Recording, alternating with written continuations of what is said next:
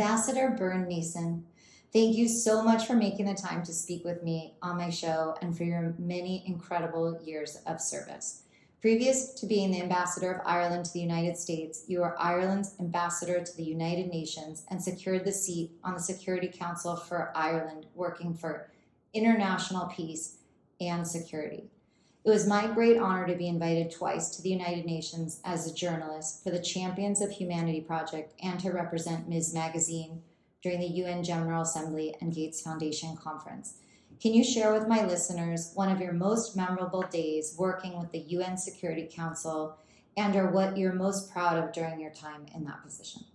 Thanks, Lisa. It's great to speak with you. And you're right, I've just come from a privileged job, sitting representing my country at the Security Council. That's a once in a generation opportunity. So probably my proudest moment was to see Ireland elected. We had to fight to get to that table in a contested election. But once there, we decided we would use our representation on that body to reflect what you've mentioned in your introduction, humanity. And I think Irish foreign policy and the way in which we have a humanitarian vocation in there was really expressed very well during our time on the council.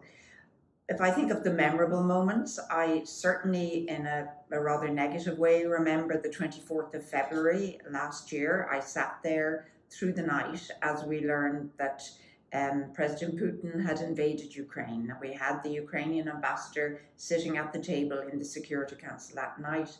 I was looking at him, knowing his wife, his children were back, not knowing what was happening as Russia invaded an independent sovereign country. We stand full square with Ukraine still. So that's a moment that's very poignant, but in a worrying way.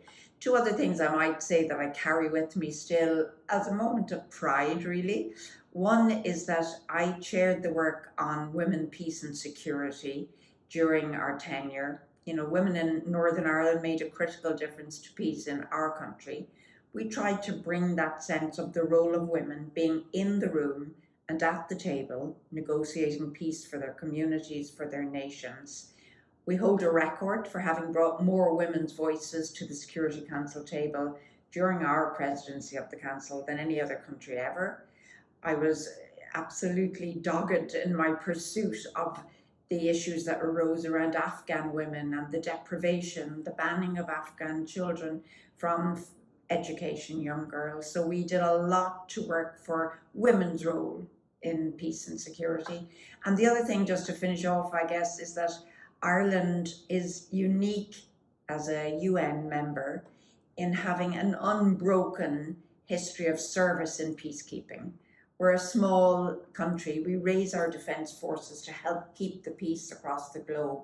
And we had a groundbreaking resolution that we brought to the Council during our time there, looking at what happens when those peacekeepers move on. How do we populate that space when the good work of peacekeepers is done? So that's just a flavour of what I was doing as Ireland's ambassador at the Security Council.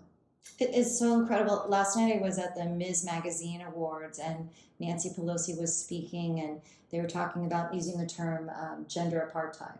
And it sounds like that's some of the work you were doing, is recognizing how essential women's roles and women's voices and women's choices are. Completely. I mean, that was absolutely the case at the Security Council. And when I arrived at the UN, I was elected as the chair of the Commission on the Status of Women. That's the only norm-setting body globally anywhere in the world. And for 2 years, through some of the most toxic debates, remarkably, that you can imagine at the UN, we debated and came up with, to my credit, I will say, agreed conclusions on working on women and their access to public services, and that included reproductive health care, it included access to social welfare support, access to education, which of course is usually a public service, and it also then, another year, we looked at women's access to legal support frameworks. For some of us, we may think it's quite normal that we can open a bank account in our name, that a woman can sit on a jury, or indeed that a woman who works the fields, typically in Africa or in Asia, would have land right entitlements None of those things are universal. So we worked on those. So the UN does an incredible amount of that good, hard work in terms of establishment of norms and rights that goes unnoticed. But certainly I felt that I tried to play my part in that respect with regard to women while I was there. It's so inspiring. And for myself, I've been really fortunate to travel to Ireland multiple times. And I love the incredible history. I always tell people about how I visited Newgrange, which is 1,000 years older than the pyramids. And in Kilkenny, I was so lucky. I had I had a lesson in hurling. They said I was good, but I don't think that was true. But I tried. It's the oldest sport, they told me. And there's just so many iconic places to visit in Ireland. I'm sure people always ask you, what should I see? But do you have a secret favorite spot, or maybe where your family is from? Well, you just touched on the important matter there. I'm from County Louth, which is in fact the neighbourhood of Newgrange, which I think is one of the most remarkable cultural assets that Ireland has to offer. It's stunning. But a little known secret that next door in the same district are two other great tumuli, two other great burial chambers, one at Dowth and one at Nowth. So it was a sort of a triangle of habitation and of course of burial then, as the Newgrange chamber is a burial chamber. So if you go to Newgrange, don't forget that there are in the district two other UNESCO recognised remarkable burial sites just within miles of each other. The not so secret, but my favourite stop off in Dublin, and I think I could give the tour myself, is Kilmainham Jail. It's the jail that is so poignant, atmospheric, and still speaks to the Irish spirit of independence. It's a jail where famously, infamously, the 1916 leaders were executed as they fought for Irish independence and sovereignty. And because, of course, I've dedicated my life to the service of Ireland, and I would hope in some small way what I do reinforces Ireland's own sense of independence and sovereignty on the global stage, I like to go back, and that's a touchstone for me, because the sacrifices that were made in that jail by men who were executed, but there were many women who were imprisoned. Cumann na mBan was the group of Irish women who supported the revolution or the liberation effort in Ireland, and a number of them were badly treated and imprisoned also in Kilmainham. So, and finally I'd say in Kilmainham what's very moving is that many of the men saw their sisters, their mothers, their wives for the last time there. So it's a sort of a pilgrimage thing I do when I go to Ireland, and if people can pick that up in their tour, it tells you a bit of where we've come from as you arrive in a very 21st century Dublin and see what we've become thanks to those who fought for that independence. It is a really moving place to visit, and when I was there, maybe not that surprisingly, it was raining, and that sort of added to the atmosphere, I think. But well, as you know, the 1916 rising was at Easter. It's known as the Easter Rising, and the weather was not sunny and bright, neither metaphorically nor in reality. So visiting it in the rain is probably very appropriate. Well, my last visit, it was almost completely sunshine. But one of the things you touched on today, and what brought us here together today, was that 30 million Americans claim Irish heritage, and huge numbers of people cross from the United States across the Atlantic on Aer Lingus, and that you have this new incredible partnership with Due West and Aer Lingus celebrating Irish artists. And I know that's going to be more available across the internet and also on the flights. And when I was in Ireland, we heard amazing people. I heard Lisa Hannigan sing, who sung for the president. And today's celebration is a way to discover more performers. Are there other ways that you're working here in the U.S. with your new position to promote all of the incredible cultural heritage of Ireland? Thank you for recognizing the incredible cultural heritage. And you mentioned one of my favorite Irish singers, Lisa Hannigan, who actually we worked with while I was on the Security Council, and she She sang for us before we went to that big vote at the UN. It was all virtual at the time, but so many international people have asked me about her since. What we're doing here now in the United States, and particularly here on the West Coast, and our Consulate General of Ireland, our Consul General Marcella Smith at the head of this, they've just produced a wonderful Spotify video, a playlist that in this Pride Month, I'm mentioning it because it celebrates Irish LGBTQ plus artists, friends, wonderful music there, and you can access that, and I think there's more to come there. I know that the consulate here locally, for those who are listening locally, is doing amazing live work on the ground at the Hotel Cafe, Winston House, where new favourite Irish voices, artists in a series called Irish Friends are being featured. A few names I'll mention straight away: Levi Evans, Lenny, Eliza, Jay Pryor, Emer Kinsella, we just heard play a violin in the most exceptional, inspirational way. And of course, many of your listeners will recognise one of our big stars of the series, Hosier, who hopefully will be back in LA playing, rounding up the series at the Hollywood Bowl on the 4th of November. If I'm giving away a secret there, it's out now. So I think if you want to follow all of that, you should follow us at Ireland in LA, and you can keep up to speed there on artists that are touring through the region and playing at those venues: Hotel Cafe, the Peppermint, Winston House, Largo, and the Troubadour, of course, which I didn't mention earlier.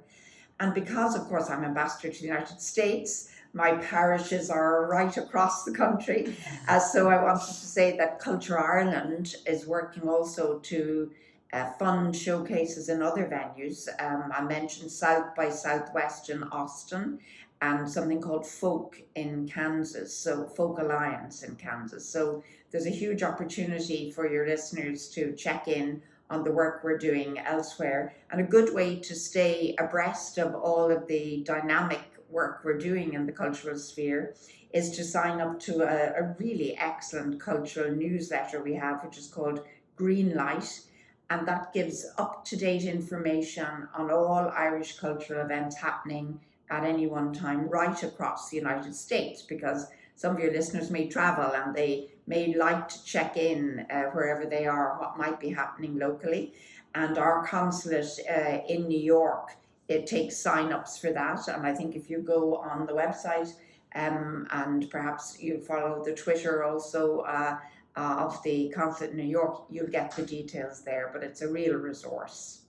Those are fantastic resources, and we'll put those in the listener notes so people could easily find them. And I feel so fortunate to be in your presence, that you've committed your work life to politics and making the planet better. And I've loved all my time in Ireland, whether you're doing ancient sports or I got to do falconry at Ashford Castle. There's so much in Ireland, and there's so much here for connection. So I just want to say thank you for your time and for sharing this great information with my listeners. Well, it's been a pleasure, Lisa, and I can say any woman who has survived a hurling expedition in Ireland deserves huge respect. So I've really enjoyed talking to you, and I hope that we can continue the conversation another time. Thank you so much. You intercede for the day you wanted to know what to say when he's just what he done in the past to someone that he loved and lost me. Now she's gone, so is he. I went to war every morning. I lost my way, but now I'm following what you said in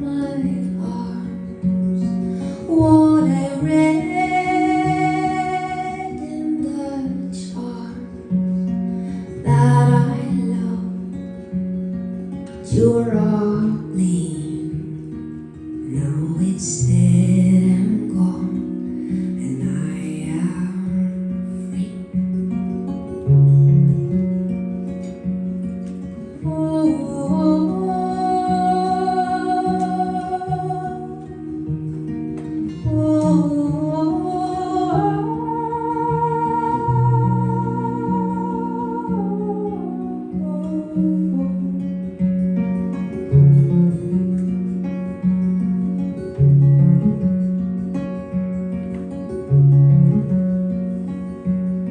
I went to sleep for the daytime, shut my eyes to the sunshine, turn my hair away from the noise, bruise and drift and carry on childish toys.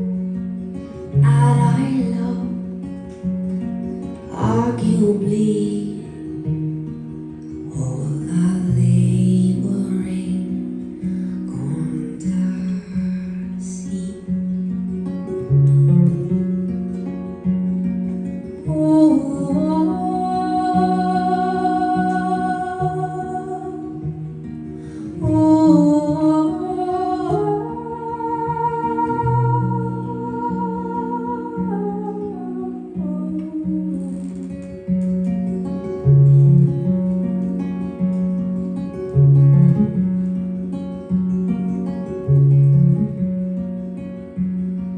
We went out to play for the evening.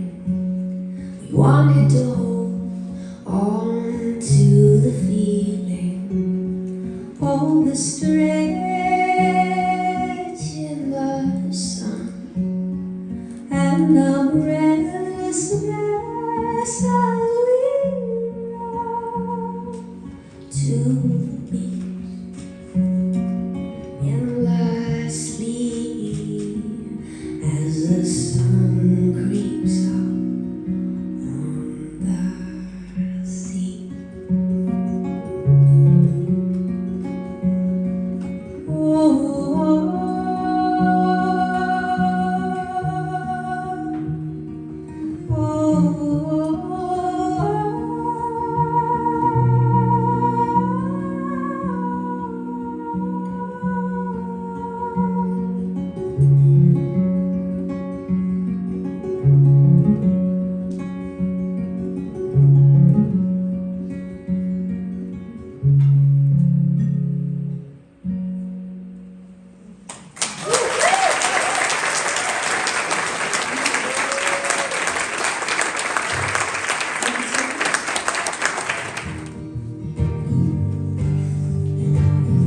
Ride your horses, hold your tongue, hang the rich and spare the young, who drain the spirits from the jars, hop the fences, steal the cars, roll on fumes and from along, and burn for us right through the fall.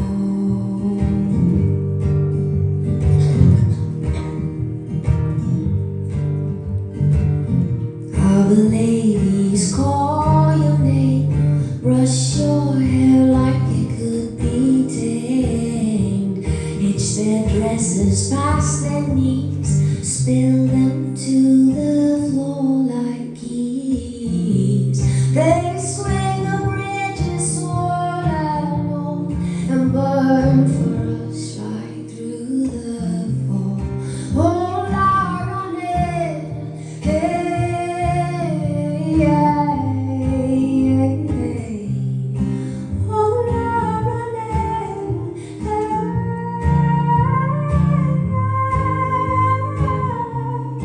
Oh, Lord, on it, hey, yeah,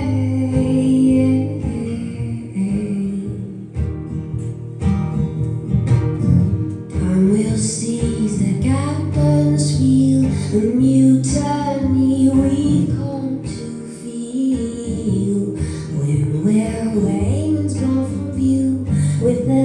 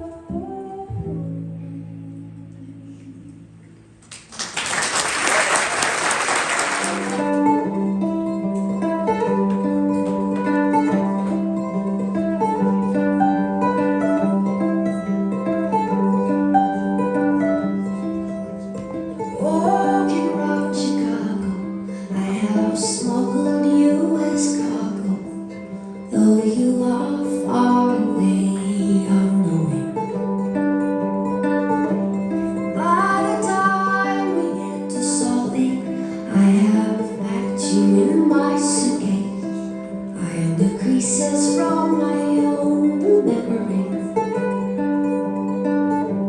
She said,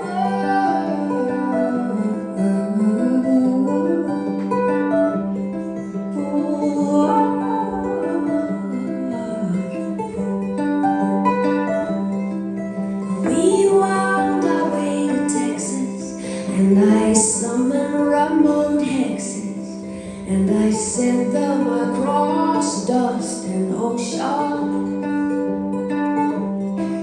And in Phoenix, Arizona, I had a notion I might phone you.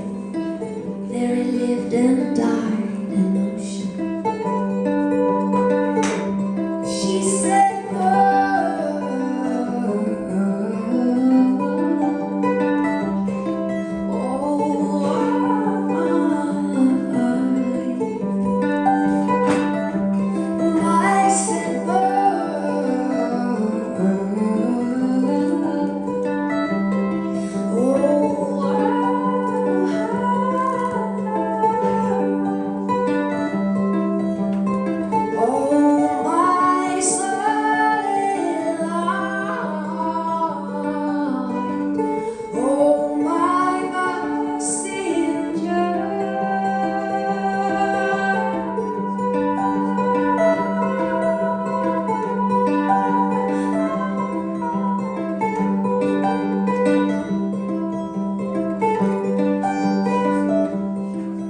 we came up on Ohio. I have hit shoot on like a biro. You are a sum I am no closer to deciphering. We came to Minneapolis. Oh, fizzy blood and twitchy fists. I buried